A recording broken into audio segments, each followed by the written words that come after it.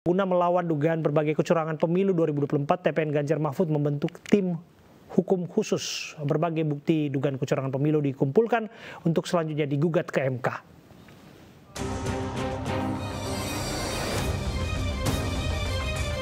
Tim Pemenangan Nasional Ganjar Mahfud membentuk tim hukum khusus untuk mempersiapkan gugatan perkara dugaan kecurangan pemilu 2024. Pembentukan tim khusus ini sebagai bentuk perlawanan atas berbagai aduan kecurangan secara terstruktur, sistematis, dan masif. Berbagai bukti dugaan kecurangan pemilu termasuk segala bentuk intimidasi dikumpulkan untuk selanjutnya digugat ke Mahkamah Konstitusi. Desain kecurangan pemilu yang dikatakan oleh para tokoh-tokoh demokrasi sebagai pemilu yang paling buruk di dalam sejarah demokrasi di Indonesia, maka diperlukan tokoh-tokoh yang memperjuangkan untuk menyelamatkan demokrasi itu sendiri.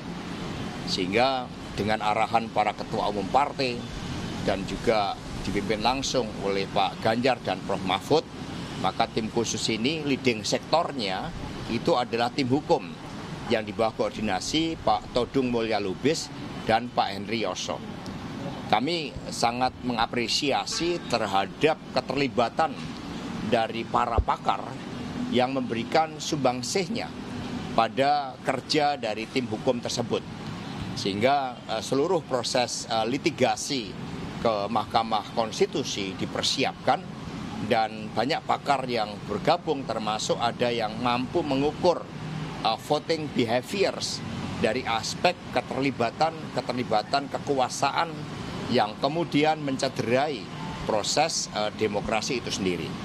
Tetapi fokus utama dari tim Pak Ganjar Prof. Mahfud itu adalah mengawal proses rekapitulasi secara berjenjang dari bawah yang saat ini terus-menerus dilakukan, termasuk juga pemilu legislatif.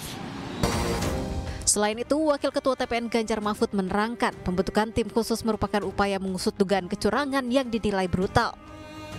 Kita menyebutnya kejahatan demokrasi yang paling najis pasca reformasi ya tahun 2024. Ya, dan tentu fakta-fakta di lapangan bagaimana kejahatan itu terjadi, dilakukan oleh siapa, ini sudah ada semua di tim hukum dan pada saatnya nanti tim hukum akan menyampaikan ke publik.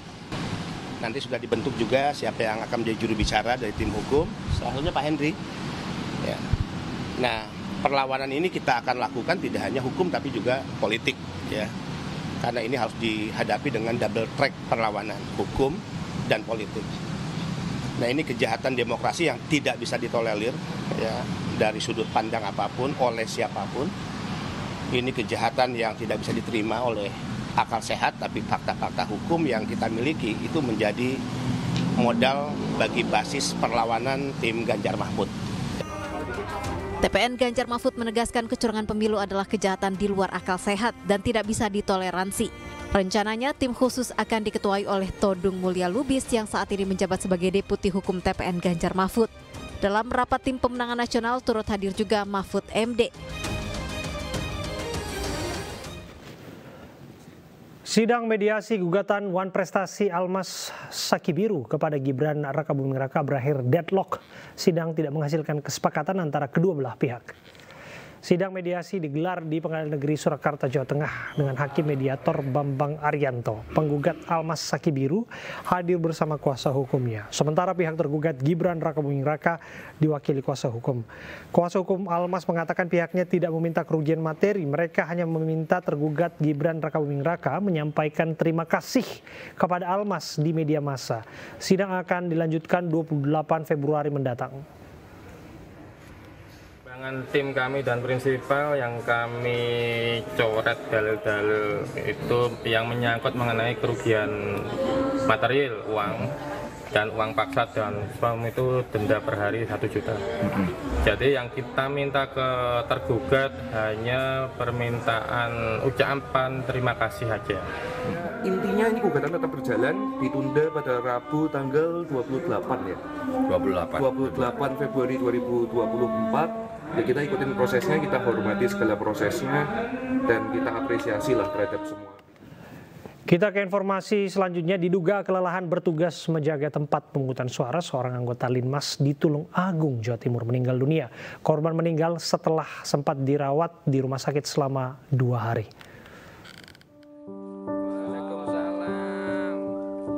Seorang anggota Linmas di Desa Onotorojo, Kecamatan Gondang, Kabupaten Tulung Agung, Jawa Timur meninggal dunia. Korban kelelahan setelah lebih dari 24 jam bertugas menjaga TPS. Sebelumnya setelah bertugas, korban sempat mengeluh kecapean, kemudian kondisinya memburuk dan dilarikan ke rumah sakit, namun korban meninggal dunia.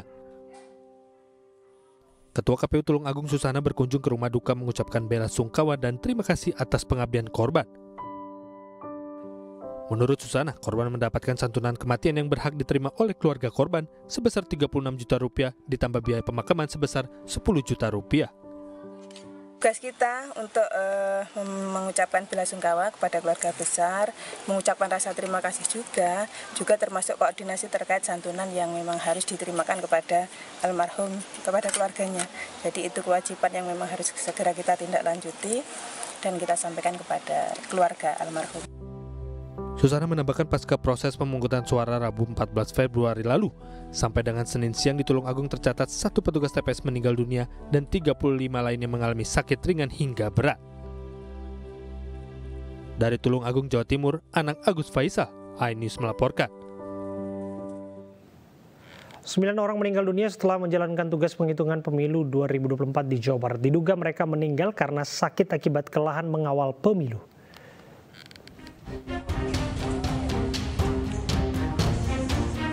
Pasca pemilu 14 Februari lalu, 9 petugas kelompok penyelenggara pemungutan suara atau KPPS meninggal dunia di Provinsi Jawa Barat.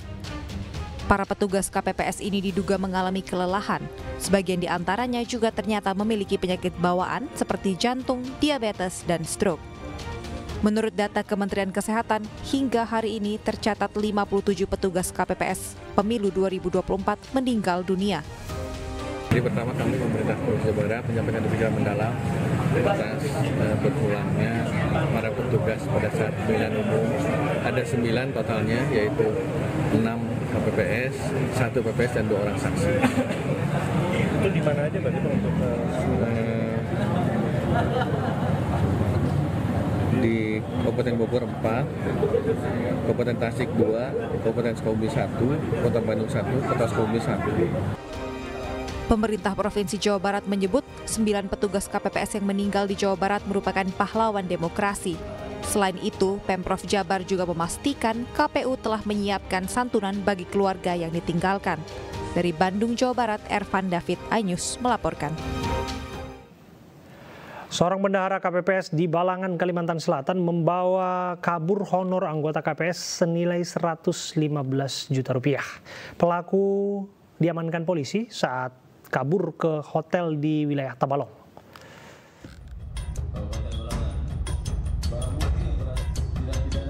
MH, petugas kelompok penyelenggara pemungutan suara atau KPPS tega membawa kabur honor anggota KPPS lainnya senilai 115 juta rupiah.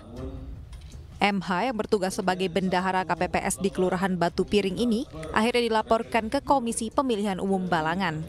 Menindaklanjuti laporan KPU dan warga, polisi akhirnya berhasil menangkap MH di sebuah hotel. MH ditangkap bersama 2 orang rekannya yang ikut menikmati uang haram tersebut.